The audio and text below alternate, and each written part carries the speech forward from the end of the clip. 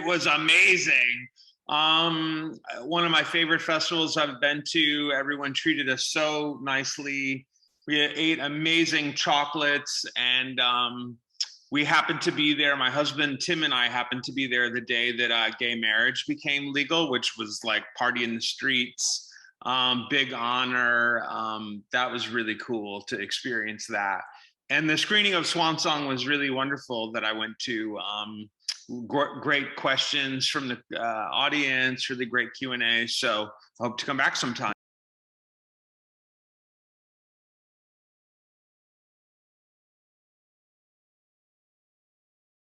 Yeah, the script is based on a real person named Mr. Pat Pitsenbarger. And he was a person that I've been kind of, not, I wouldn't say obsessed with, but fascinated with since I was a little boy. I would see this very flamboyant man in my hometown, which was pretty normal, you know, for the most part, except Mr. Pat was not normal at all. And I mean that in the best way. He was fabulously flamboyant. And I was fascinated with him because I felt like I was different and that I wasn't normal either, little budding queer boy. And so I always loved it when I got a chance to kind of spot him walking around like a rare bird. And later, when I got old enough to go to our small town gay bar, which was called the Universal Fruit and Nut Company, there was this man, same man that I had seen years earlier, Mr. Pat, and kind of sparkling away on the dance floor with a long brown Moore cigarette. And I don't know, he just, he was himself, you know, he was always himself. And I really admired that. We're talking in the 80s, you know, and stories I heard even before that in the 70s, even going back to the 60s. This is a man that to me was like a pioneer, like a trailblazer. His generation helped build the gay community. And I wrote Swan Song as a love letter to Pat and to that whole generation, you know. So yeah, that's, Mr. Pat's a real person.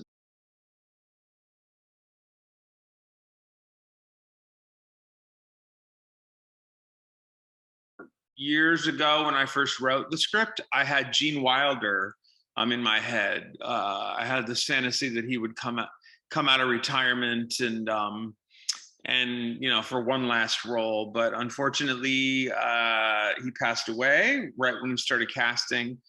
So it was really hard to find the right person to play Mr. Pat, to be sparkly and flamboyant, but without being too over the top, with keeping it real.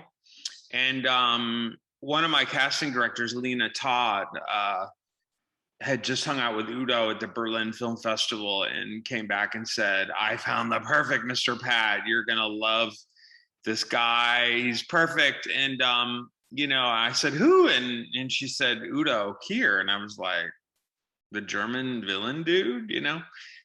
So it took me a while to kind of wrap my head around it, but as soon as I met Udo, he wanted to meet me and I wanted to meet him. As soon as we met, I knew that when he opened the door to his house and introduced me to his dog, Liza Minnelli, that I knew that he was Pat. So so we really became really good friends, and we still are. So that's one of the most fun parts of making movies, is like you make new family. So Udo is family now, and I just think he's incredible in the film. So I can't imagine anyone else having played the part but Udo. He's just perfect.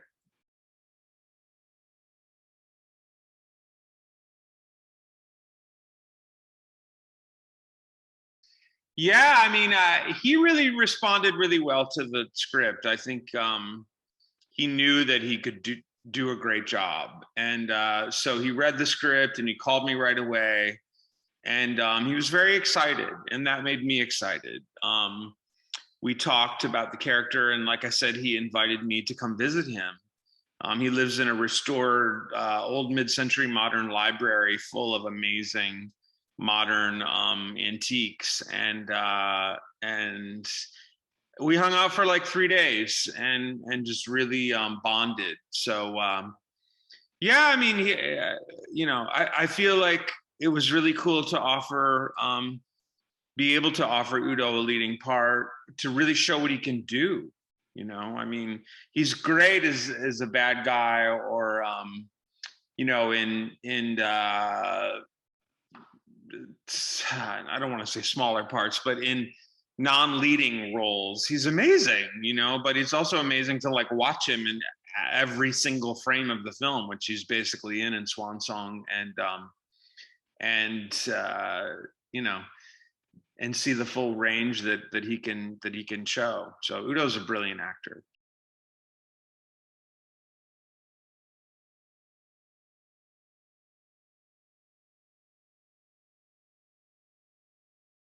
I don't really believe in rules, per se. I think it's a really interesting conversation.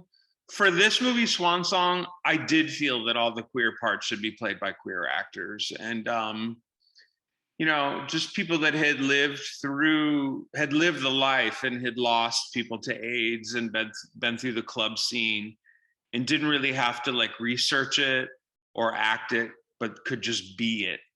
And yeah, so I don't know that I would always approach it that way, but for the Swan Song, all the queer parts were played by fabulously queer actors, and have a very fabulously queer director as well.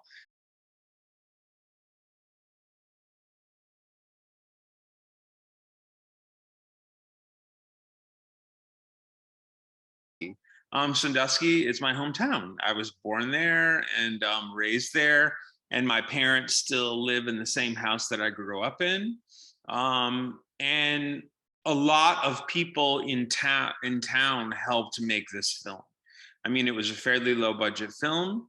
We were staying in people's bedrooms, spare bedrooms that they had donated, because we didn't have the money to afford fancy hotels. So and that's where Mr. Pat was from as well. So it was really like a dream to go home and have my hometown really like wrap their arms around me and my cast and crew, and help make the film. I think it was a pretty memorable experience for them, and it certainly was for me. So this is my third film that I've made in my hometown, so I'm very connected to it, and I hope to go back again sometime again.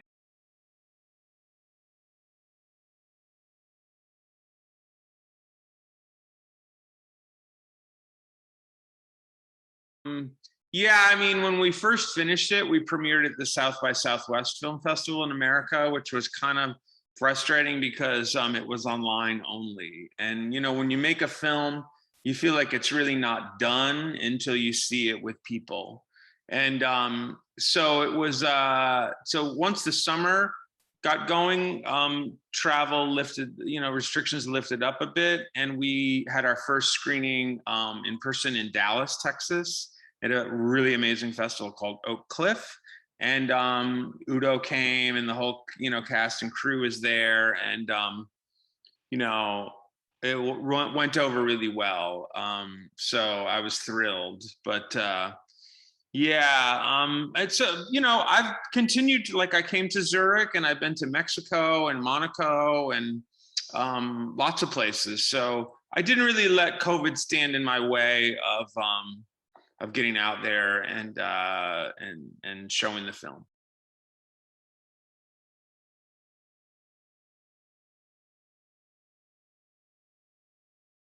Um, it sucks. No, just kidding.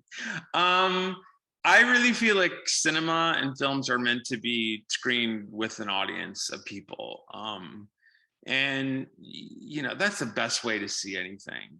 Not just James Bond movies, but even independent films like Swan Song as well. It just really I don't know, there's something about everybody's unfocused attention and, you know, forming this collective hive mind and tuning into this, to the film, experiencing it together, that that's really the magic of cinema to me.